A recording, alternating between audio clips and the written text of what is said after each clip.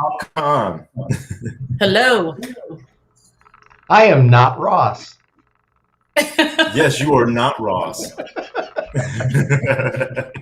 You are all things tech and guru and the mayor. You're the mayor all the time. Oh, whatever. Here we go. I forgot. I had my name cut out for the other thing, and we'll put it back for now. So Yes. I am Audery Lane, co-director of the film festival, PopCon Film Festival.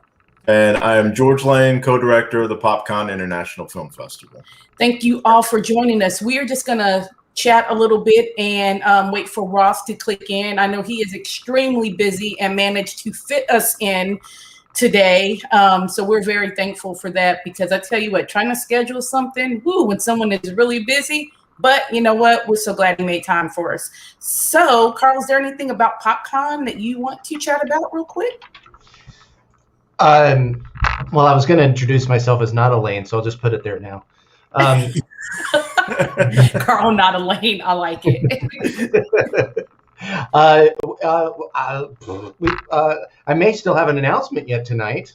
I Ooh. have to get the graphic done, but we may have an additional announcement coming up shortly after this video.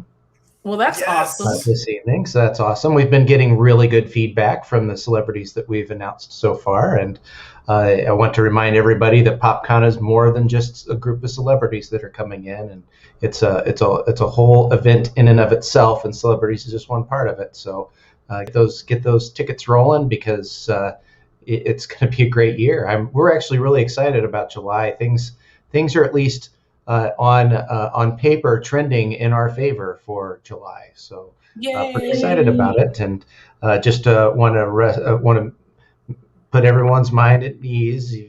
If you're concerned at all about the health and safety, that's fine. Please remain safe the way that you need to remain safe. And if you're excited about coming and want to come, please do. We will be there for you. Yeah, I think it's pretty awesome that the convention center has undergone so many changes, renovations. They've done a phenomenal job adapting to what is going on. And there's been a lot of good feedback from every convention that has passed through there since the renovations. So we're super, super excited about that. Oh, I see someone popping in. Yes, over $7 million in renovations. Hospital grade air filtration systems, sanitation stations. Very limited entrances. Yes. So I'm going to go ahead and add him to screen. Is there a way I can pop off? I just want to get him ready and let him know we are on. No, that's impossible. But he can hear us. Yes. We just can't hear him until we drop him on. So Ross, he can't hear us. You're about to get popped into the live stream, and I will jump off. So here we go. All right, thank you very much, Carl. Thank you. Hello, Ross. Oh no, you froze, or was that us? That may be an us. Looks like we're having fun cellular issues. Oh, I caught a brief little motion.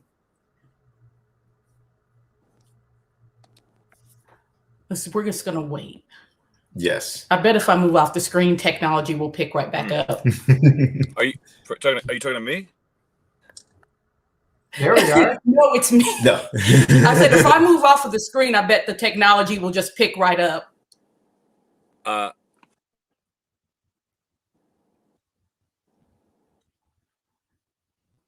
Oh no, we are so not connecting. Slightly. You're going in and out a lot. We're just kind of catching little glimpses of you. Yeah, so are you guys. Oh, I think that might be better. You're moving around now. We can see you moving. Yeah. Almost there.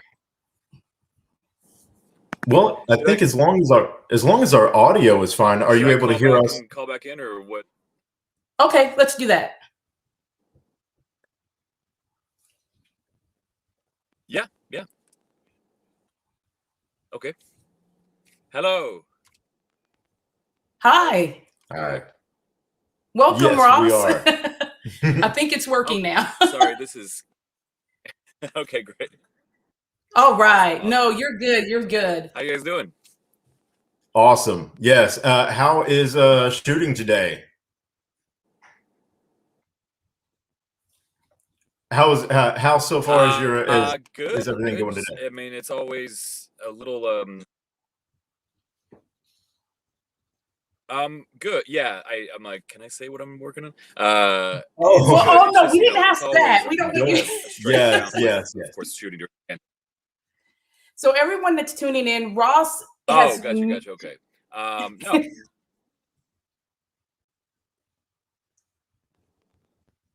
Good for it. Okay. So for everyone tuning in, Ross has made some time for us today. So we know that he is very busy. So we actually are going to jump into questions. Ross, thank you so much for making time for us today.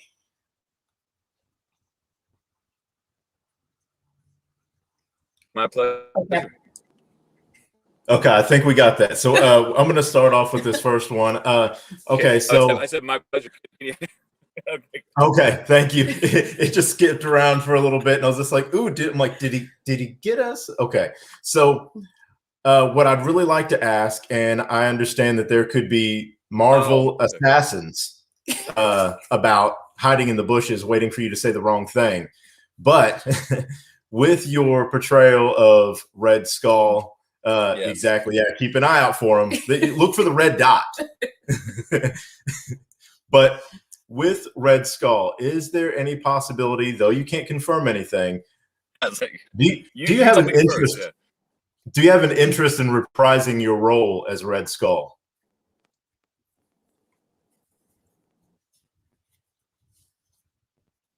Absolutely. I mean, I don't know, of course, if they have plans for that, but you know, there's obviously so many characters that keep coming in and out of the MCU, and I think Red Skull is one of, if not the first villains in comic book history. I mean, he was basically created as like anti-Nazi fodder for young soldiers to get them excited about joining the war effort. And what better evil than like an exposed Red Skull Nazi person? Like, that's terrifying. So he's been around for, I mean, over 80 years. And I feel he's a really fascinating character, and I would love to see where he goes now. You know, whether he's just the Stonekeeper version of Red Skull, or if we go back time and do more of like not an origin story, but because we already covered that with Captain America, but like a continuation of his story after the first Avenger. That would be amazing. I would love to see. But not all, of course.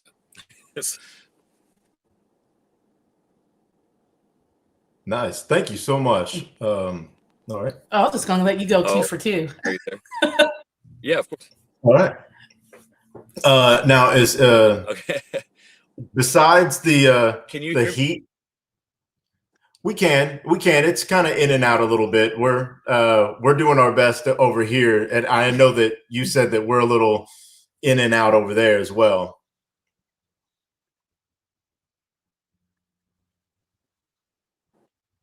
Yeah. Okay. Yes, sorry. You froze again. No, it's all good. It's technology.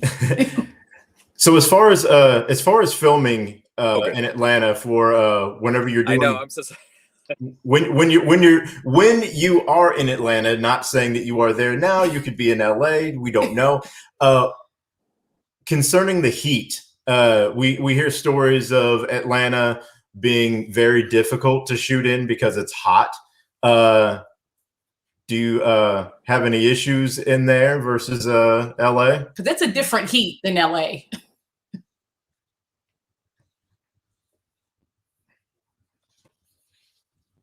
Oh yeah, I mean, LA heat, worst it gets. I mean, it can get very toasty out there, but you're never so hot that you feel like your brain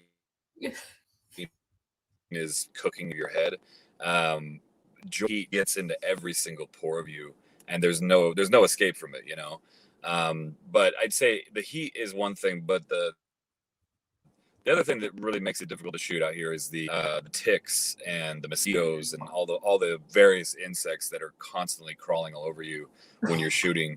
And even when you get home, there's still bugs there and crawling. So it's just no escape from the bugs. That's I think the hardest part about working on the show.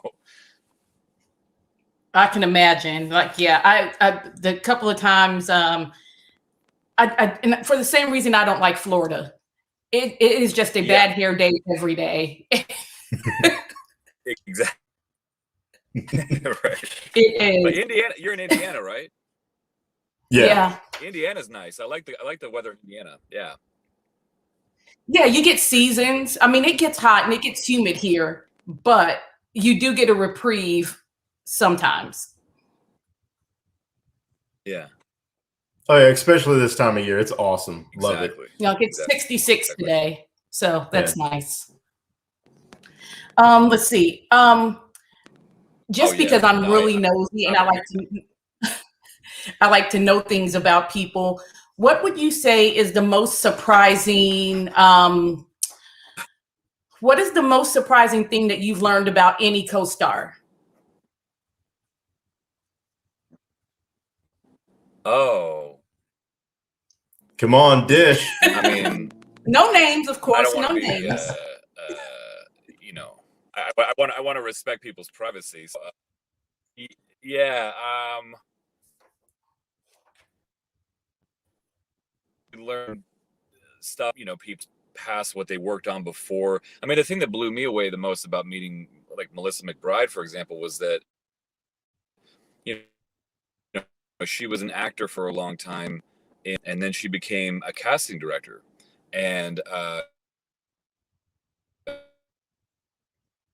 she was working when she was talked to by Frank Darabont, who had worked with her on The Mist, I think in like 2007, and he really pushed for her to be the walking pilot. He's like, we just need a few minutes. And she initially just was like, no, I'm good. Like, I don't really want to do it. I'm happy being a casting director now. And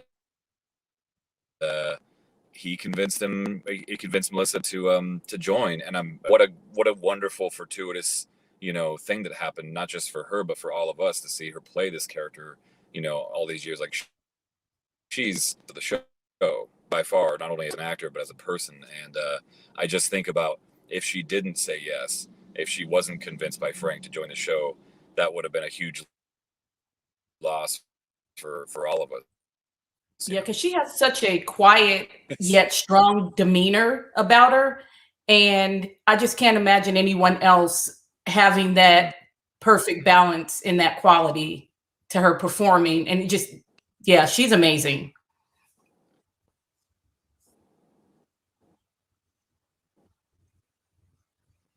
Exactly. She is, yeah, and she's a wonderful person too. So, yeah. Awesome. I think. So we understand that you, as a kid, you were a Boy Scout, and you did many impressions. What was that?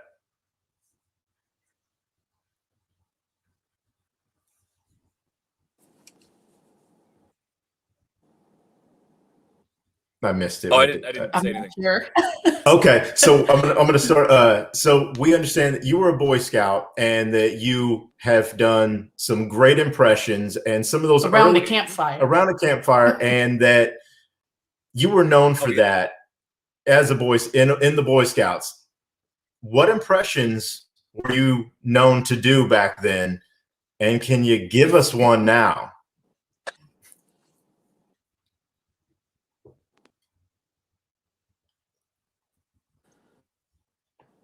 Oh, back then it was, you know, old comedy actor. I was doing like, and I think I tried to do Gene Wilder from nice. Charlie and the Chocolate Factory.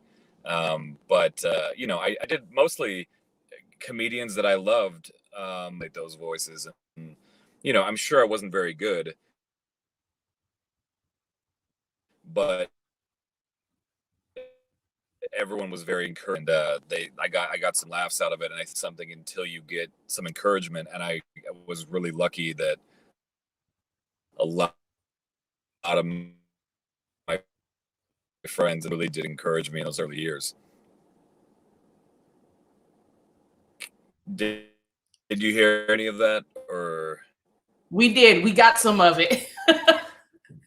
Yes, a little. And so I'm just going to leave and let the technology reboot, because I swear, and I say this all the time, I am like kryptonite for technology. It just decides it's not going to behave. Great. Okay.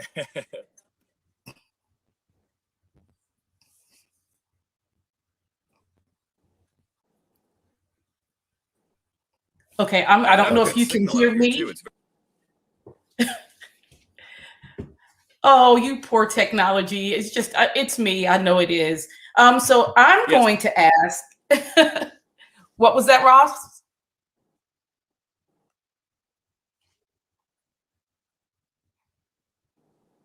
Oh, no. It might be on my end. I have no idea. It's, I almost, I would to do this, plug into Ethernet. Gotcha. But if you can hear us, then that's a good thing too. So maybe there's just some delay, because I feel like once I stop and wait, then you start coming through. Can you hear me? Yep. I think we can hear you better than we can see you. I think the audio is a little bit better than the video. It's again.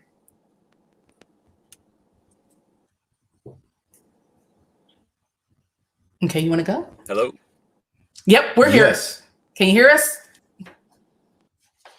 Oh. Okay. There's just a bit of a delay. Mm-hmm. All right. Now, is there anything? It doesn't have to be pertaining to your career, but is there anything that is an important life lesson that you can let everyone else know that you learned so far in your life? Hard one.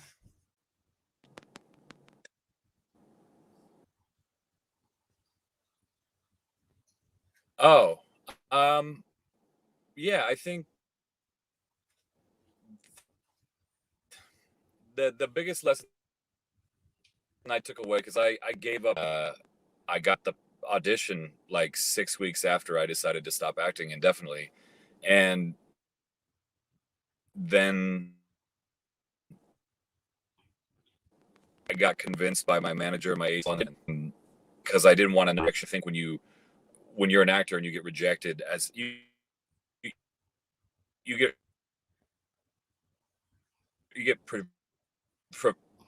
rejected almost every single week. You're like a professional rejectee, you know. I think it's tough to just continue to keep doing that, and I just want to have moved away from LA to something else. I just wanted to like I feel good about where I was going with it. And it's a very, you may think you have an idea of life like and how it's going to feel and everything too, and sometimes the universe or God or whatever has a different plan for you, you know. And would say never get so overwhelmed that you give up entirely, because you know there's always something waiting around the corner, and I'm living proof of that. Like I was in such crazy worth of debt, you know, I had nothing, and then things just turn around. So you just never know. And if you can hold on for another month, another year, you know, please, you know, you just have no idea what the world has for you, you know.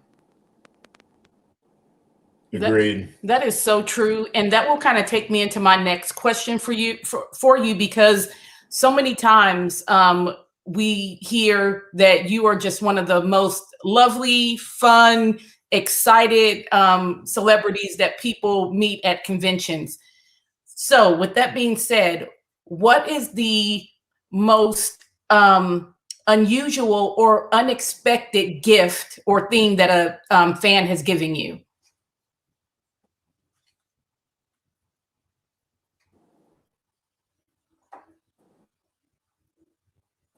What is the what? What is the most unusual or unexpected thing that a fan I has missed the given half you? of the question. What was?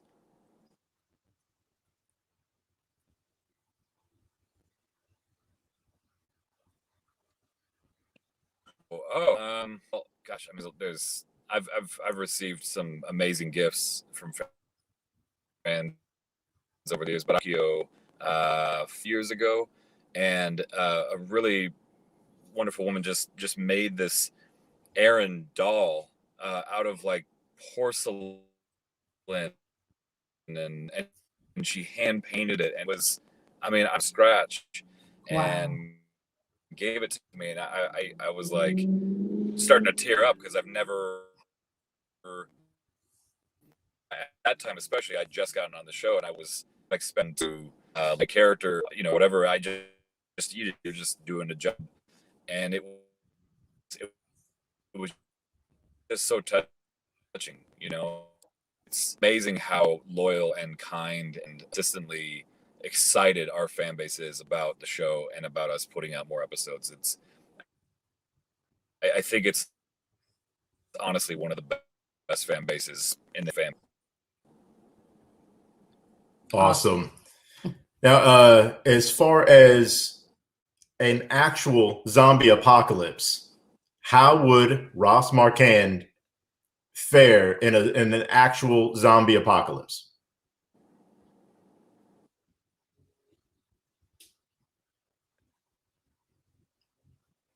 I think I do. I think I do really well. I was an Eagle Scout. I know how to, set up shop and make fires, and I know how to cook pretty well. I know how to like look out for edible, and I know which kind of mushrooms to stay away from. I know which kind of berries you can eat. So I think I do pretty well. I'd hope so. Nice. Cool. So since we're on a kind of zombie apocalypse question, Aaron has taken he's grown a lot as far as, or changed from his time at the beginning of the show.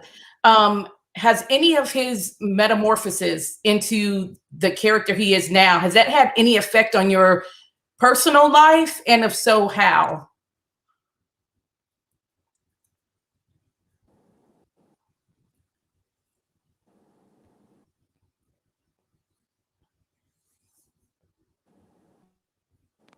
Has the metamorphosis of effect on me as a person? Yeah, has that metamorphosis of Aaron had any effect on you personally? Like the journey of the character?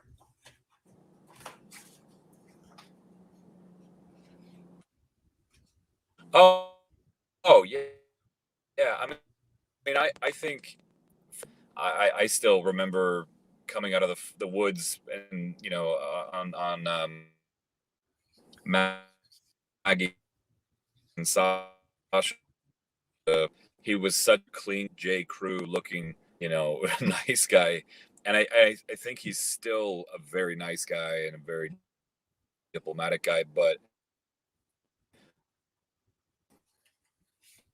he doesn't take any BS. Like he's gonna eliminate you like a threat, because he's given people the benefit of the doubt so many times, and they always use it against him. So I really do think, like, moving forward, this darkness is going to make him a better leader, but he still is someone who, looks for the goodness in others. And I think I'm always Steve. I've been, we've all had our hearts broken many times over the years, and this last couple of years is no different, with everything going on. So I think if anything, it's very helpful the more weight of the zombie game, because there's a lot of similarities, you know. Awesome. I think we see. I just saw a fan question pop up. Wanted to there it see is. if will we see more of your character in season 11?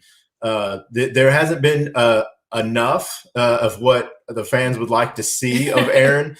We're being teased with your brutality and almost like there's almost a loss of humanity a little bit there, though you know he's still Aaron. Will we see a little bit more of you? He may not be able to say it, but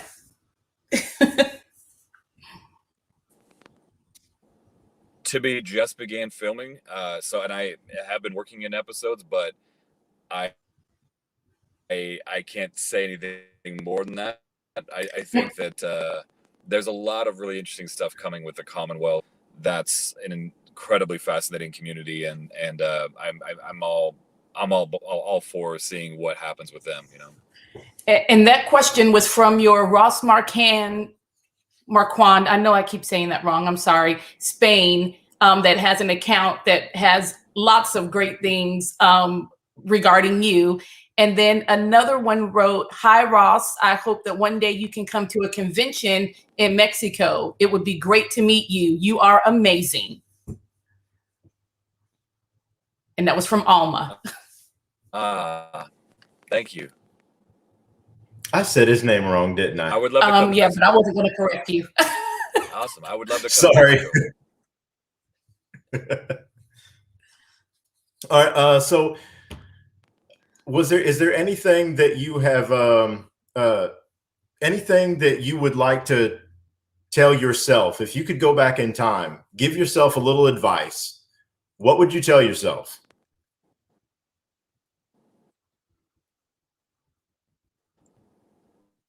Tell myself if what? If you could speak to your younger self and give yourself any advice, what would you say to yourself?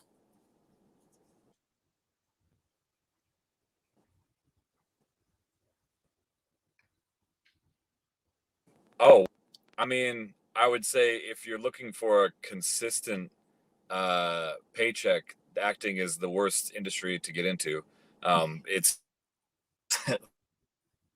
arguably one of the hardest industries to be consistent and successful at. And I would just say to myself or to anybody who's starting out, start as young as you can. You know, nowadays you have so many other platforms to get yourself. And I would just say, don't be afraid to fail. You know, the majority of the opportunities I've had have come directly from just broadcasting stuff of my own on YouTube. And I think I have it in a perfect.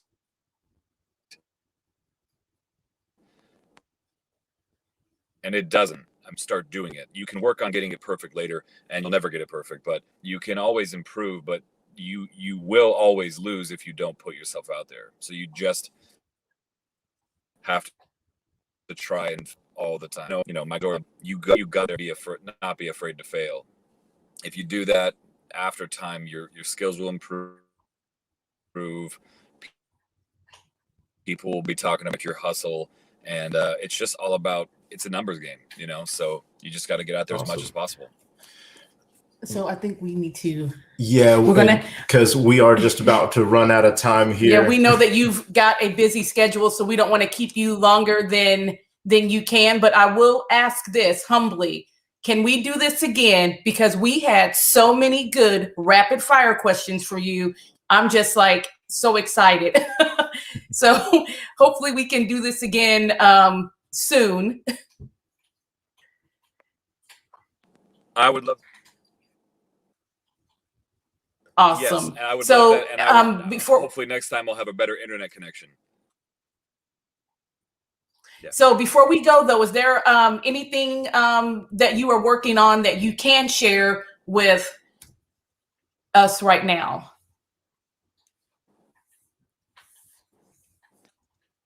Well, we are working on the last season of The Walking Dead. I can say that, but other than that, I Oh, and Invincible is coming out this week on the 26th, I think. That's coming out. And that's And where I can saw people some of it find that already, and project? it's incredible. Like I am so excited to be working on 2 Kirkman franchises, and like I think Invincible has the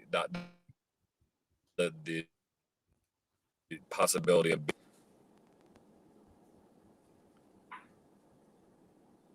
Awesome. And can you tell everyone where they'll be able to find Invincible? So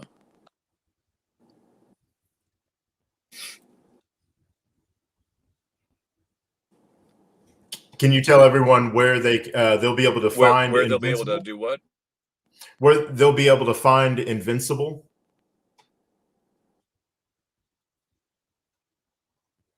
Oh yeah, it's on Amazon Prime. Awesome. Amazon Prime Video, March 26th, I think.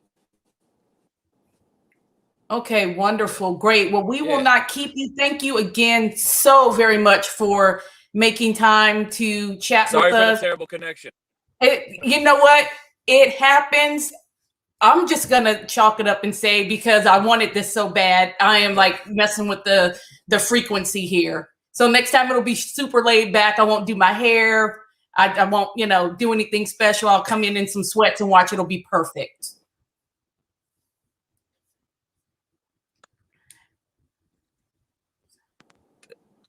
Wonderful. Awesome. All right. Thank you so much. Hopefully we will talk soon. You have a great rest of your day and happy filming. Bye. You too. Thank you, and thanks for having me. Absolutely. Have a good one. Take care. You too. Bye. Awesome. We got through it. Oh, such a bad connection, but he's just a lovely person. Yes, it breaks our heart that the connection just wouldn't work with us. Yes, absolutely. So very good.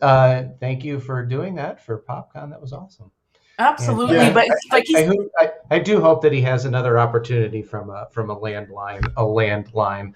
Yes. I think so. I mean, we knew he was busy. He had wanted to do it on Friday, and I'm like, oh man, we just broke down our backdrop. And he goes, oh, well, maybe we should wait till Monday so we have a little bit more time to prepare. And I'm like, yes, let's do that, because I know me, because I would have had to wake George up. It was like maybe almost 1 o'clock in the afternoon. And I'm like, I'm just going to go wake George up. He's going to get up. We're going to put this backdrop back up and get it figured. Hey, push comes to shove. If we can make a road trip, I would want to do that. So that would be fun. So he says. As long as you're driving most of the time. Well, you're good for 8 hours. So, I mean, other than that, we're flying wherever because, well, we don't do 8-hour road trips, over 8-hour road trips anymore. Yeah. Oh, no. But what I got to circle back. What a great world viewpoint on his quitting acting, and then a month later he lands his gig. Some of the best things in life come when you're not even looking, and you just gotta stick to your dreams. You've got to follow through.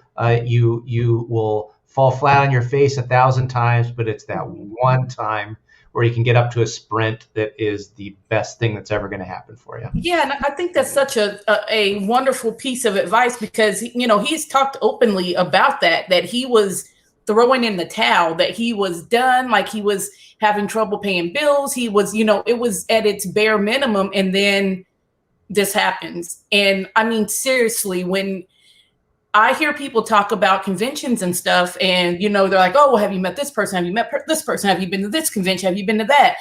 And it is always such a constant with him that he is superb with his fans, and that, they adore him. I mean, who makes a porcelain, builds and makes a doll from scratch and paints it and gives it to you? I mean, that's that's admiration. It is. And they're doing it for someone that they feel is worthy of it. And it's probably because how they saw them treat other people. Yeah. Right. And a similar story that Paul Bettany had dealt with. I don't know if you saw the interview that he had, but prior to Marvel calling him to become Vision was minutes. I want to say maybe just a half hour prior to him getting the call from Marvel, he had a meeting and they said, "You're done.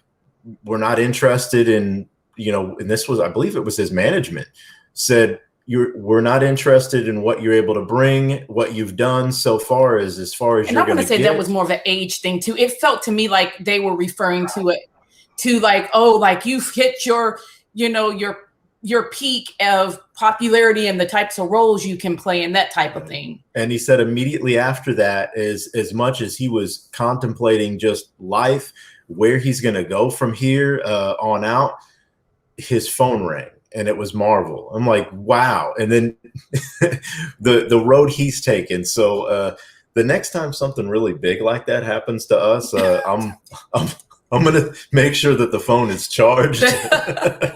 So if it rings, just in case. I mean, hey, we did get the PopCon call. We did get that was call.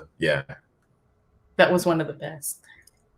Because we weren't expecting it. And then it just kind of, and it's so funny because I remember having this conversation with George. I'm like, man, I thought, that things might have gotten to where they initially ended up a little sooner, but we didn't know there were other things going on you guys' end. And so not that I gave up hope, and I exactly said it'll happen when it's supposed to happen, if it's going to happen. And it happened. And it's been great. We love being a part of PopCon. And it was the right time. I love seeing all the new films pop in. I've even seen a couple of features drop into our laps. It's fantastic. Yes. Well, since we're on here and you brought up the film festival, we can announce that we actually have 2 new award categories. Very excited for that. Thank you guys for helping make that happen. We're stoked. We are doing a best horror/thriller, can be either or a combination of both, if that's what your film has. And you want to do the other one? And the other one is best sci-fi/fantasy. We just have an abundance of those. And because of that, we think it's important that we cover that area and show everyone plenty of love in that regard. So we're excited to see exactly who's going to earn those titles this year. And that is a wonderful part of PopCon, is not being married to one genre. And we are getting so many incredible films. And we are about 15, I think now by count, of doubling our submissions from last year. And that is, that's double growth. And, it just, I don't know. I don't know what to say. I think that we always beat ourselves up about progress and wanting to be at a certain spot. But I mean, when you look at the numbers, you can't argue with that because, in less than a year, we've, moved so much. And the support out there is just incredible, not just from you guys in the PopCon family, just different other conventions, fans of all types of movies, are sending messages, they're interacting. It's just been really, really positive. And I think a lot of that has to do with the already stellar reputation that PopCon had. Love it.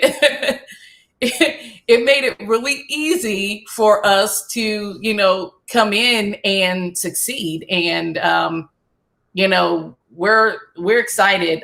We can't wait for July. We feel like, this is going to be our first time to actually be in the thick of it with you guys. And we're so excited. Physical in-person event. Woo! I know. Sorry we had a global pandemic last year, but you know what? Virtual is the way to go. After last year, nothing, and I mean nothing, can kill any momentum. I mean, I feel like we tackled so many hurdles. I mean, everybody did, but I think just working in a whole new realm of how things were done, and you guys getting that virtual convention together in like 2 weeks, 2.5, I think. It was 3. It was quick. It was quick. Quick. It's such a blur. So I I was recently interviewing and talking about events in the whole last year with the Indiana Business Journal, and I was missing huge chunks of things that we did because last year is just a blur. It's completely disjointed even in my own brain, even though I lived it. It's weird. Last year, the last 12 months have just been weird. Yeah, you guys did a whole convention in like 2.5 weeks. I mean, there was there were the panels, there were the guests, the autograph signings, the film festival, the vendors. I mean, you guys had it full circle. I mean, I couldn't believe. I mean, I do remember all that. It's just the timelines and how quickly it happened. I think it really was in 2 or 3 weeks that we did a full flip. Yeah. Yep. Bye, Alma. Thank you for tuning in. You guys are amazing. The couple of them were oh, thank you. We hope you come back and join us again. And I'm sure we'll be able to get a hold of you and let you know we're going to do this again. I think it's Annabelle. She was from his, she has a Ross Marquand Spain page on Instagram. And I was like, that is so cool. Then another one, I think it was Ross Marquand, Mexico. And I'm like, how awesome is that? Is that so many of these fan pages are set up and they're so respectful and loving and all these great pictures. And just, I went to the page and I'm like, this is fantastic.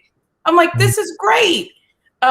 Just so much love out there for that guy. And we appreciate what you do because fans, you guys are the ones that make everything happen.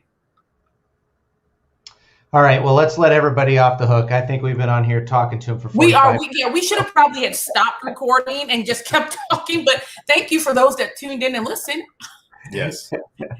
Thanks, Carl, for all that you do and for making this seamlessly possible. Absolutely, and everybody have a great rest of your day and week. Absolutely. Bye, guys. Bye.